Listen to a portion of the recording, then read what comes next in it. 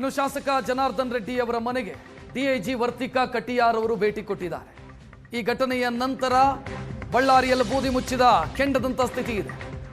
ಮನೆಯ ಸುತ್ತಮುತ್ತ ಪರಿಶೀಲನೆ ಮಾಡಿದ್ದಾರೆ ವರ್ತಿಕಾ ಕಟಿಯಾರ್.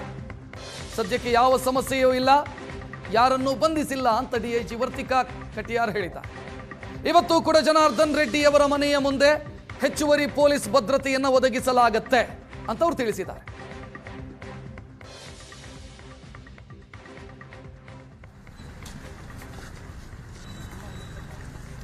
ಹಿರಿಯ ಪೊಲೀಸ್ ಅಧಿಕಾರಿ ಐಪಿಎಸ್ ಅಧಿಕಾರಿ ವರ್ತಿಕಾ ಕಟಿಯಾರ್ ಅವರು ಜನಾರ್ದನ್ ರೆಡ್ಡಿ ಅವರ ನಿವಾಸದ ಬಳಿಗೆ ಆಗಮಿಸಿರುವಂತಹ ದೃಶ್ಯವನ್ನ ನೀವು ನೋಡ್ತಾ ಇದ್ದೀರಿ.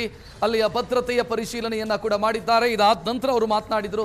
ಪರಿಸ್ಥಿತಿ ತಿಳಿಯಾಗಿದೆ, ಪರಿಸ್ಥಿತಿಯ ಹತೋಟಿಗೆ ತೆಗೆದುಕೊಂಡಿದ್ದೀವಿ, ಯಾವ ಸಮಸ್ಯೆಯೂ ಕೂಡ ಇಲ್ಲ, ಸದ್ಯಕ್ಕೆ ಯಾರನ್ನು ಅರೆಸ್ಟ್ ಮಾಡಿಲ್ಲ. ಇನ್ನು ಜನಾರ್ದನ್ ರೆಡ್ಡಿ ಅವರ ಮನೆಯ ಮುಂಭಾಗದಲ್ಲಿ ಹೆಚ್ಚುವರಿ ಪೊಲೀಸರನ್ನೇ ನಿಯೋಜಿಸಲಾಗಿದೆ, ಅದು ಮುಂದುವರಿಯುತ್ತೆ ಅಂತ ತಿಳಿಸಿದ್ದಾರೆ.